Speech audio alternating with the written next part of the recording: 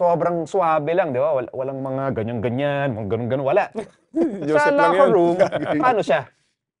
Kasi kami, no, lalong-lalo na si Joseph. Okay.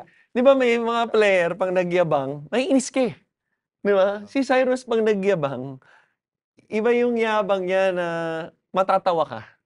Yun nga, yung mga pag-ganon-ganon niya. Alam mo na yung ibig sabihin eh. Yung hirit niya, alam mo na, no? Ayun niya eh. Nakita mo yun?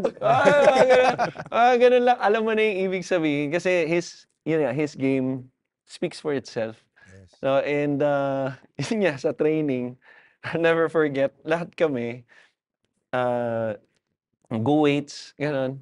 Sabay si Cyrus, siguro mapapadaan lang. Sabay, syempre, hindi mo maiwasan questionin, di ba? Say, ba't na ayaw mo mag-weights? Si Allen Iverson ba? Batiin mo, nagbubuhat yun. Pero di ba, MVP? Kaya, so, parang kami, dahil na napapatunayan niya, o sige na nga. Sabi,